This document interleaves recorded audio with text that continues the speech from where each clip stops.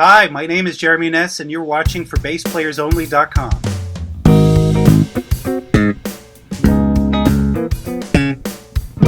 Hi, everyone. John Liebman here. You're watching the number one site for learning bass online, ForBassPlayersOnly.com, where I've taken the frustration out of learning bass so you could build confidence, have fun, and just enjoy playing music. It's not for everyone. It's ForBassPlayersOnly.com.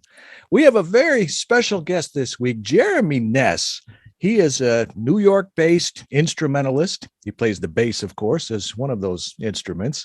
Also the Chapman Stick, NS Design upright bass, which I want to talk to you about. Jeremy's music traverses quite a spectrum of musical styles and genres, including everything from rock, progressive, and reggae to electronic, dance pop, and hip hop, and who knows what else.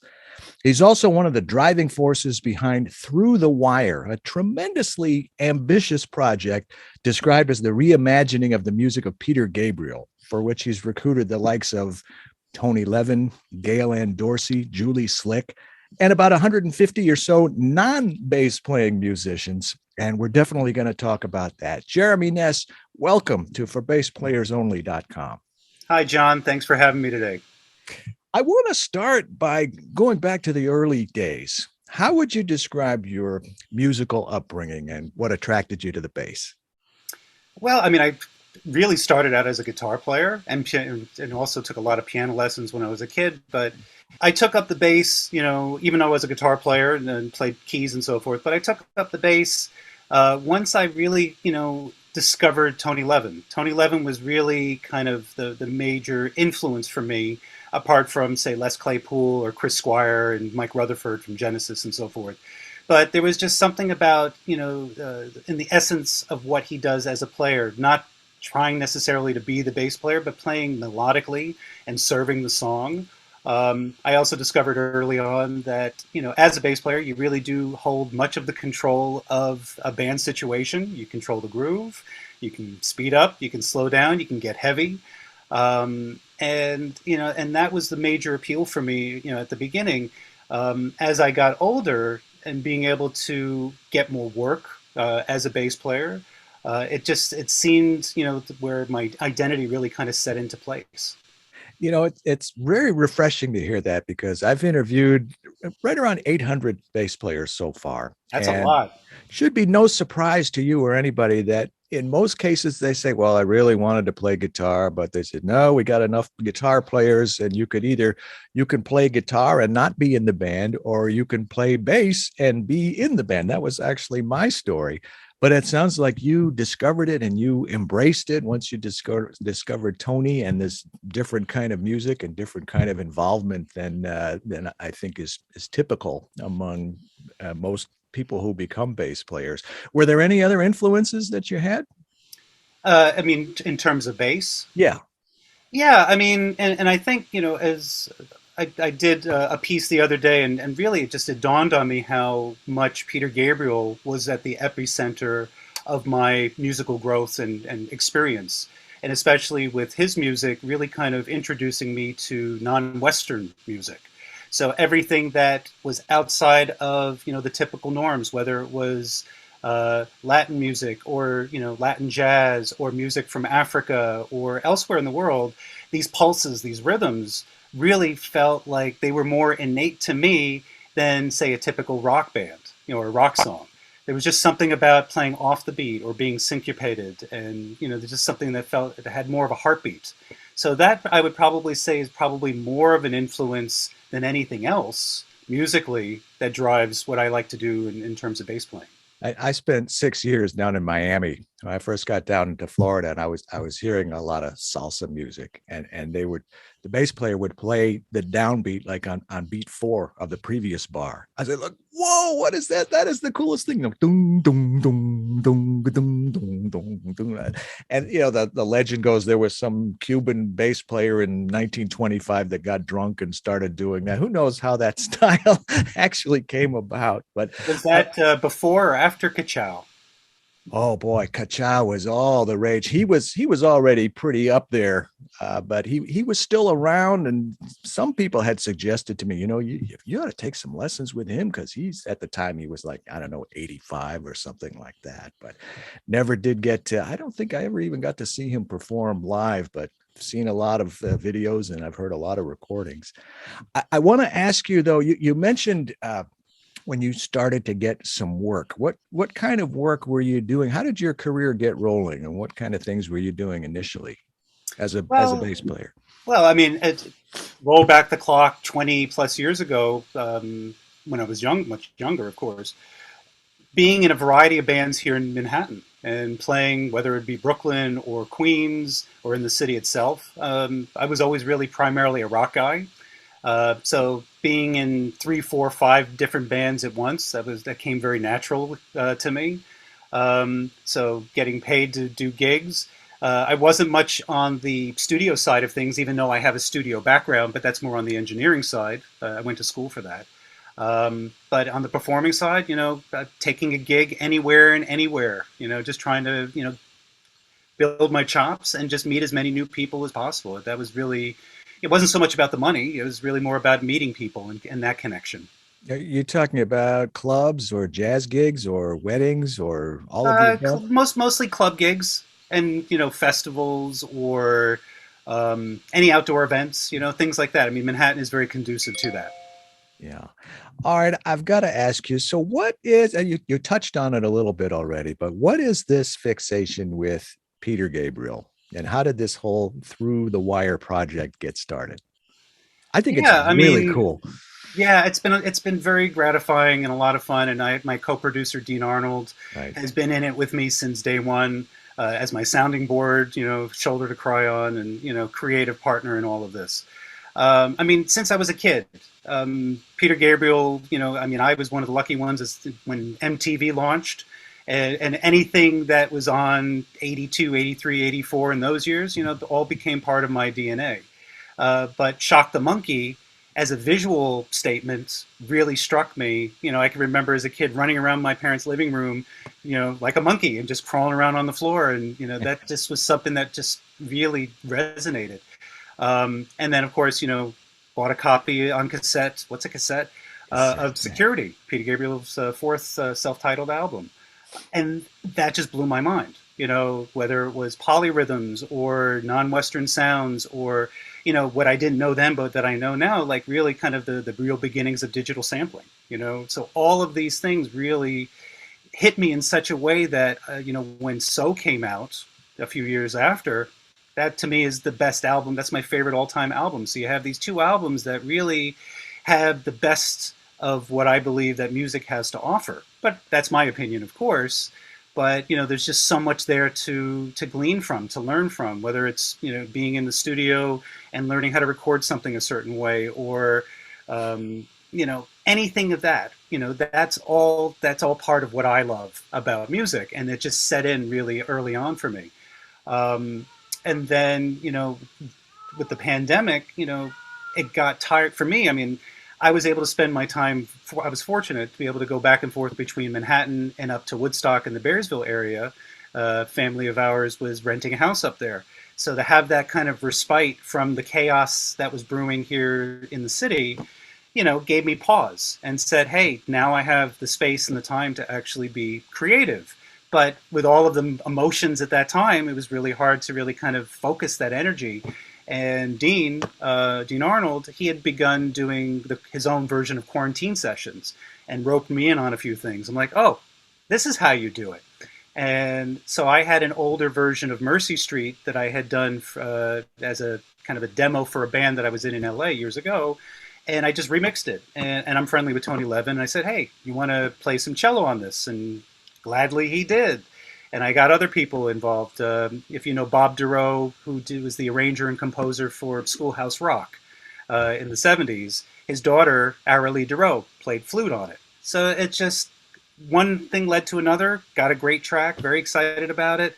Deane did a CD years ago of like 10 or so faithful Peter Gabriel covers. He still had the raw sessions. I said, send me the tracks and let me see what I can do in terms of deconstructing it, and I'll just keep inviting people.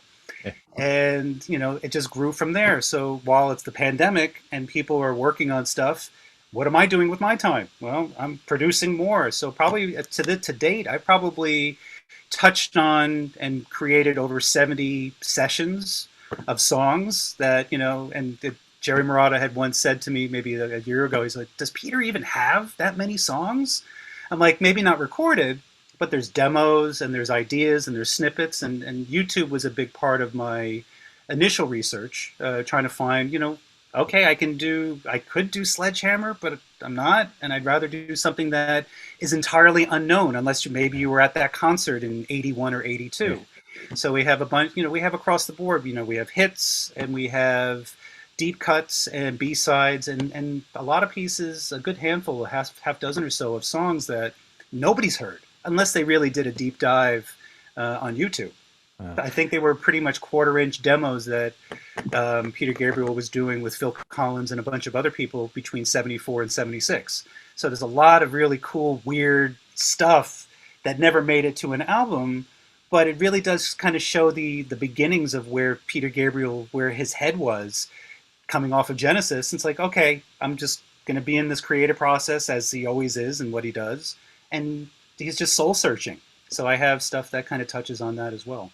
I really like how you, instead of always going for the obvious, and the Sledgehammer was a good example, and you're talking about some of the lesser known and some of the obscure, but there's got to be a finite amount of stuff. I mean, he couldn't, it can't go on forever. How close do you feel of having exhausted the Peter Gabriel library?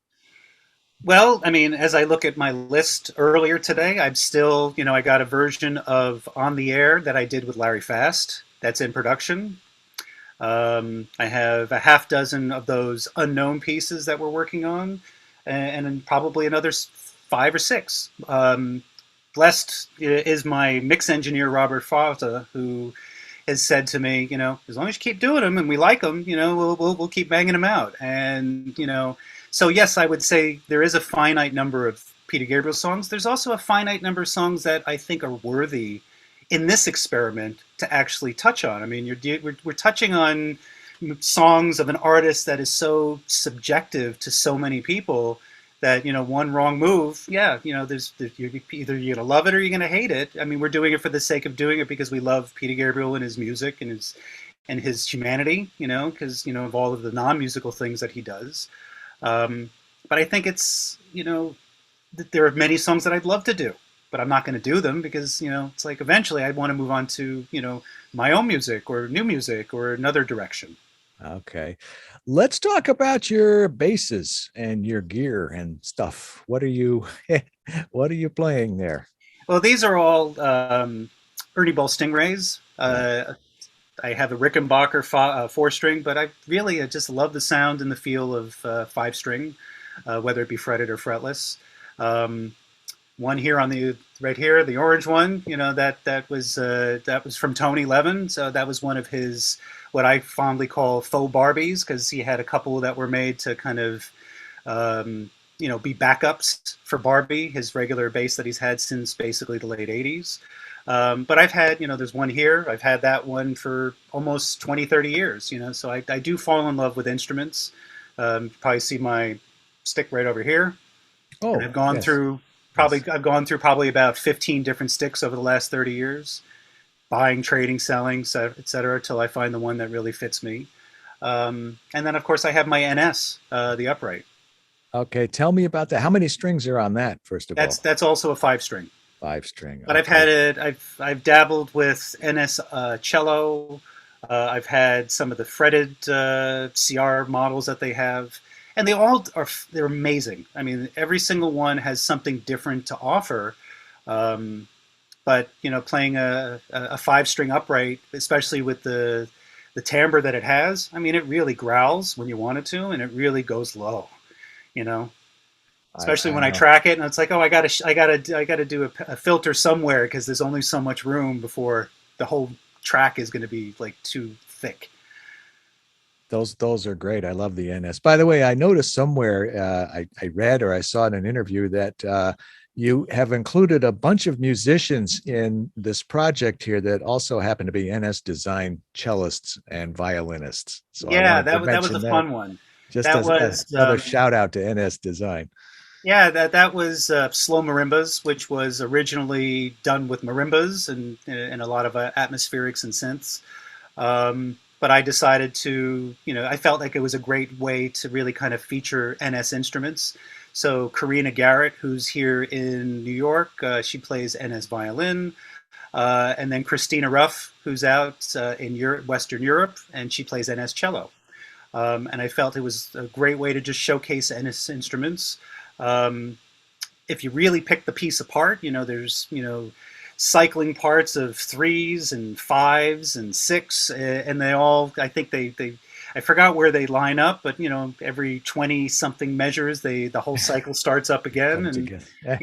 tried to have it. I tried to create it in an orchestral way as best as I'm capable of doing. So there is like as it builds in the beginning, and then there's some beats and the main theme that comes in, a pizzicato section. Trying to really showcase what the NS is capable of doing. Your bass playing is not really what someone would call traditional, or you're not really known as a traditional bass player, maybe with some of the other stuff that you do. But I say that because, as I mentioned, For Bass Players Only is we've got a lot of interviews, but we're really a bass instruction site.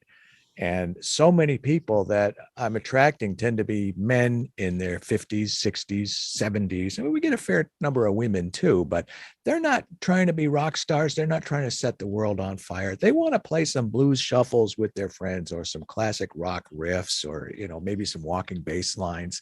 So in that context, what advice do you have for someone who wants to learn bass? What do you think is important for them to know?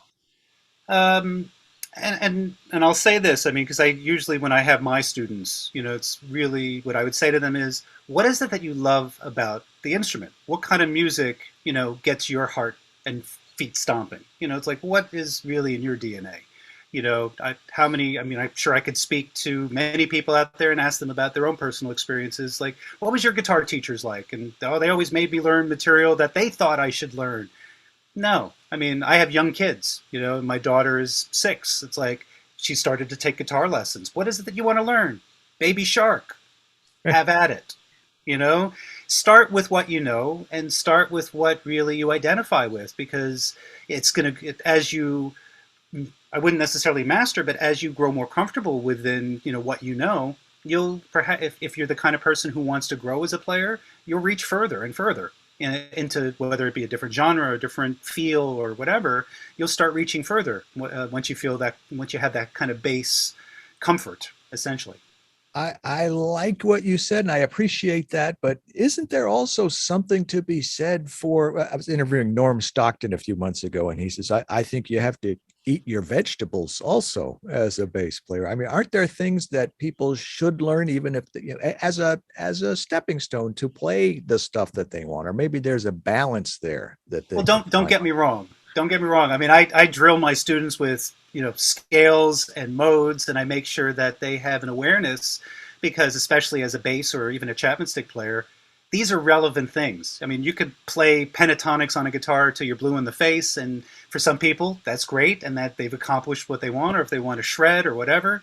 But I think the role of a bass player is I mean, obviously it's very personal to me, and I think that we serve a very specific role that can be interpreted in a variety of ways. But your role is to be supportive. And if you don't have the rudiments, if you don't know what a major scale is, if you don't know what a natural minor is, or on the Chapman stick, you can talk about how you can play linearly up the neck, with two hands as a bass part. If you don't have these basic skills, then you're just going to be tinkering, and you're not going to really see necessarily the growth that you might hope to have.